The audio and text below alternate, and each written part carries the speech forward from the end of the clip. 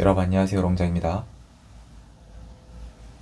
여러분 이미 아시겠지만 저는 부동산에 특화된 사람이에요. 부동산을 오래 했었고 부동산을 통해서 인생을 바꾼 사람이 맞습니다. 그래서 부동산 얘기를 주로 하는 게 맞는데 이게 정치랑 떼어지지가 않죠.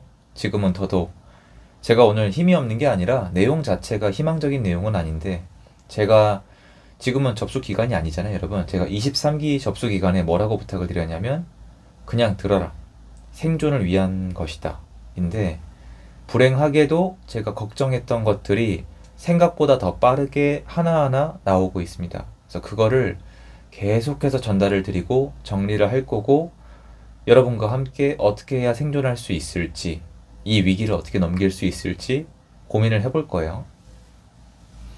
일단 627 대출 규제가 나왔는데, 지금 제가 제일 걱정하는 게 뭐냐면 언론이 이미 장악이 됐어요, 정말로. 그래서 언론에서 하루 만에 갑자기 2억이 뚝, 아니면 매수 문의가 뚝, 아니면 시장은 다시 잠잠, 이런 식으로 썸네일 크게 박아가지고 영상이 올라오고 있는데, 그건 현장이 아니에요. 자, 아마 이렇게 생각하는 분들 계실 거예요. 아, 대출이 뭐 막혀도 이제 소용이 없냐, 무조건 사라고 할 거냐. 그게 아니라 오늘 영상만큼은 여러분께 부탁을 드리건데, 그런 식으로 뭐 올라갑니다, 폭등합니다, 무조건 사세요가 아니라, 제가 가서 본 거, 들은 거, 지금 정규 기간이라서 다 봐야 어쩔 수가 없어요. 저만큼 보는 분들이 지금 많기 어려울 거예요. 아무튼 그거랑 제 걱정이랑 제 생각이랑 전달해 드리는 거예요. 그러니까 참고를 해주시면 감사하겠습니다. 일단 지금 나가 보면은 시장이 멈칫한 건 맞아요. 그런데 그 영상에 나오는 2억이 뚝 떨어졌다는 건 뭐냐면은 호가 기준이에요. 왜냐면 호가가 계속 올라가고 있었는데, 이게 어느 정도냐면은 한 10억짜리 집이, 여러분 10억짜리 집이 있으면, 10억짜리는 좀 낮고요, 한 15억짜리 집이 있으면은 지금 2년 만에 한 25억이 됐어요. 이거 심각한 거예요. 2년 만에 2배 가까이 뛰는 거는 여러분 이거 비정상이에요. 근데 그 정도까지 왔거든요. 제 걱정한 대로 시장이 완전히 배배 꼬여 있었던 거고, 실수요장으로 완전히 개편이 된 겁니다. 그렇게 호가를 미친 듯이 올리는데 막 따라오고 있었어요, 불안하니까. 그러다가 규제가 뻥 나오면서 호가 기준 내려간 거 맞고요, 거래 줄어든 거 맞고요, 눈치 보기 맞아요. 그리고 이거는 그냥 있는 그대로 말씀드리는 건데, 이 정도 강도의 대출 규제가 나오면은 그래도 인간적으로 한 달 가까이 일단 관망하는 게 맞아요. 그리고 지난 3년 동안 보면 이 정도 규제가 나오면 6개월 정도는 잠잠했습니다. 근데 이번에 시장 반응이 정말 달라요. 정말 달라서 말씀드리는 거예요. 자, 여러분이 예전에 무슨 말씀을 하셨냐면, 대출 잡으면 시장은 이제 방법이 없다, 정부가 시장을 이긴다. 이게 3년 동안의 대세였습니다. 근데 전 뭐라고 했냐면, 맞는 말인데 그 이유도 중요하다. 원래 원칙은 정부가 시장을 이길 수 있는 게 아니라 이기는 기간을 만들 수는 있다. 다만 그러면 나중에 시장이 복수한다. 수급의 반격이 오게 돼 있다. 왜냐면 강제로 누르면 공급이 안 돼요. 근데 공급 부족이 이제 코앞이에요. 근데 이걸 또 하고 있죠. 전혀 현명하지 못한데, 현 정권한테 현명한 걸 바란다는 것 자체가 비합리적인 생각이에요. 아무튼 하잖아요. 그러면 이게 언제까지 통할 거냐? 시장의 체력이 약할 때. 22년도에 시장이 무너졌죠. 한국 경제가 무너졌잖아요. 알아 누웠다고요, 부동산 시장이, 한국 경제가. 그러니까 툭 치면 넘어가는 거예요. 일어섰잖아요, 툭 치면 흔들리잖아요. 걸어다니잖아요, 툭 치면 신경만 쓰이죠. 지금 뛸라 그러면, 뛰고 있으면 툭 쳐도 밀고 지나간단 말이에요. 계속 체력이 올라갔어요. 저는 그걸 3년 동안 내내 관찰을 한 거거든요. 지금 처음으로 제가 예측하건데, 이번 대출 규제는 3년 만에 처음으로 풍선 효과를 가져올 것 같아요.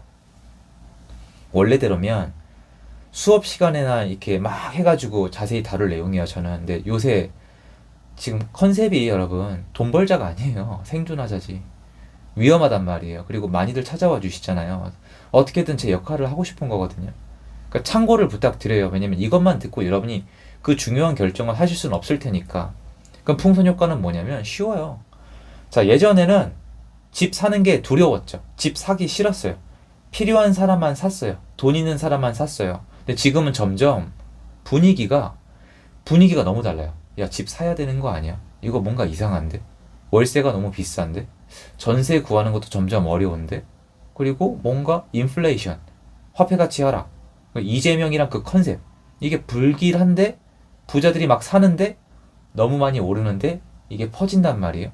그 와중에 나는 전월세로 살고 있는데 만기가 다가오는데 이게 분위기가 이번에 이재명으로 바뀌면서 잡혔어요. 집 사야겠다. 그래서 막 사면서 말도 안 되게 올랐거든요. 진짜 단기간에 엄청 올랐어요. 근데 이 와중에 대출 규제를 빡 때리니까 어때요? 여전히 사고 싶은 거예요. 여전히 사고 싶은데 대출을 막은 거예요. 얼마까지? 배급 대출 1인당 6억까지. 참 대단하죠. 그럼 그 가격에 맞는 걸 보게 돼 있습니다. 근데 지금 당장은 아니죠. 왜? 그 가격대의 물건이 가격 상승이 본격화된 건 아니니까. 이게 역대 이런 식으로 규제하는 정부는 늘 있었던 일이에요. 주요 지역이 쭉 가다가 멈칫하다가 나머지 지역이 쭉 가는 거. 노무현 때, 문재인 때 정확합니다. 항상 어떤 기점이 있었거든요. 근데 지금 이거 뭔가 싸합니다. 지금 나가보시면 시장이 거래량은 당연히 줄어요. 왜냐면 줄 수밖에 없는 게 6월달 거래량이 대박이 나올 거예요. 한 지난 5년 이 정도에서 최대 거래량, 엄청난 거래량이 나올 거예요. 만 건이 그냥 넘어가 버리는. 미쳤던 시장이니까. 그리고 당연히 줄죠. 이 정도 강도로 시장을 누르는데 안 가라앉을 수는 없어요. 근데 중요한 건 뭐예요? 국민들에게 중요한 건 거래량이 줄는 게 아니에요. 거래량은 제가 중요하게 보죠. 그게 아니라 가격이 실제로 얼마나 내려갔냐 또는 가격이 실제로 얼마나 내려가는 추세로 변했냐가 중요한데 일단 많이 올라가고 호가가 막 올라갔던 지역은 좀 위험할 수가 있습니다.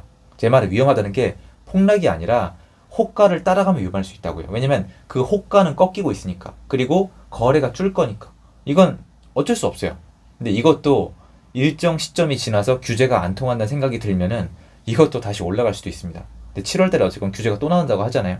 이거까지 지켜봐야 되는데 문제는 여태까지 못 올라갔던 것들이 있죠. 딱 캡을 씌웠잖아요. 대출 한도를. 여기 지역이 약간 퍼질랑 말랑 하고 있고 전세가 좀 불안불안하단 말이에요. 여기가 만약에 이런 막 갑니다. 이걸 바로 원하시잖아요. 그게 아니에요. 여기 누적 대기 수요가 언제 움직이냐면요. 정말 솔직하게 얘기하면은 여기가 올라가는 걸 눈으로 보면 그때 움직여요. 그래서 중하급지들은 올라갈 때 많이 올라가요. 잘 안 올라가. 진짜 안 올라가다가 올라갈 때 많이 올라가요. 눈치를 많이 보고 솔직히 별로 사고 싶지 않거든요. 이런 거죠. 전세나 월세로 살다가 만약에 사면은 좋은 거 청약받거나 좋은 입지의 집을 사고 싶다. 근데 지금은 좋은 입지의 집을 이제 살 수 없어요. 대출 끝. 그리고 가격이 너무 올라갔잖아요. 근데 만약에 여기가 움직인다? 그럼 얘기가 달라지거든요. 그래서 저한테 제일 많이 하는 얘기가 이거잖아요. 노도강은 안 된다. 인천은 안 된다. 부천은 안 된다. 이런 게 저한테는 안 통하는 거예요. 왜냐면 역사적으로 그런 적이 없거든요. 이런 게 풍선 효과예요. 근데 또 변수가 있어요. 7월달 아니면 8월달에 규제가 또 나오겠죠. 또 나오고 또 나올 수도 있어요. 이번 정부는 뭔가 합리적이지 않을 거예요. 무조건 내 사상이 맞다. 내 믿음이 맞다. 부동산은 올라가면 안 된다. 그래서 실수요자건 나발이건 이딴 거 없어요. 나한테 거슬리면 투기꾼이에요. 집 못 사게 하겠다. 엄청 괴롭힐 겁니다. 점점 더 집을 못 사게 할 거예요. 그러면 신규 공급은 더 안 되고 전월세는 더 올라갈 거예요. 월세가 계속 올라가게 되면 여러분은 쓸 수 있는 돈이 하나도 없는 것뿐만 아니라 돈을 모아서 집을 사는 구조 자체가 이제 안 나올 겁니다. 예전에 제가 얘기했던 어떤 사람들은 절대 평생 집을 살 수 없는 구조로 가는 거예요. 그럴 때 사회주의 국가에서 나오는 게 기본주택 개념이에요. 주택을 나눠주겠다. 모여 살아라. 그러면 거긴 지지율이 나오지만 이 돈이 어디서 올까요? 화폐. 그리고 이것까지 알아가세요. 지금 이런 식으로 가면은 채권 계속 발행하고 돈 계속 뿌리면요. 원래 상식적으로 추후에 금리가 올라가요, 여러분. 이것도 미리 알아두셔야 돼요. 금리가 올라가면은 또 그것도 아시겠지만 정가돼요. 시장이 안 좋을 땐 정가가 어려운데 시장이 좋을 때는 정가시켜요. 집주인이 갖는 부담은 세입자한테 가능할 때 정가시켜요. 그럼 더 올라갑니다. 완전 지옥이 되는 거죠. 여기서 유일한 해결법은 신규 공급을 충분하게 해주는 건데 지금 건설사를 거의 죽이려고 하고 있습니다. 뭐 안전특별법 나오고 있잖아요. 만약에 그 안 좋은 불행한 사고가 터지면은 매출액의 3%까지 과태료 또는 1년간 영업정지를 때리겠다는 건데 주택 공급 열심히 하겠다 하면서 정작 할 수 있는 시행자랑 시공자는 죽이겠다는 거죠. 왜냐하면 정의를 위해서 표를 위해서 앞뒤가 전혀 안 맞죠. 안 맞아요. 전혀 실용적이지 않아요. 그러면 정리해 볼게요. 대출 막았죠. 집 못 사게 하죠. 추가 규제 나오겠죠. 더 못 사게 하겠죠. 오른 데는 올랐죠. 규제 나오는데 잘 안 먹히죠. 실수요자 장애니까. 이건 제가 맞게 본 게 맞아요. 그리고 앞으로 갈수록 신규 공급 안 되죠. 전월세 올라갈 거예요. 딱 그림을 그려보세요. 딱 그냥 갇혀서 그냥 죽는 거예요. 비커 안의 개구리처럼 계속 지금 물이 온도가 올라가고 있는 거예요. 그러면 월세 내다 끝이에요.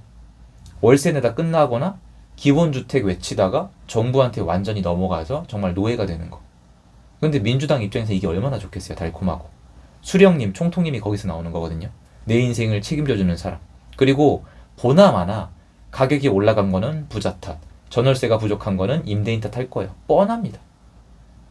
자신들은 잘못한 게 없어요. 다 남 탓이에요. 그러니까 막 하는 거예요. 국민들이 정말 개돼지처럼 보이는 거죠.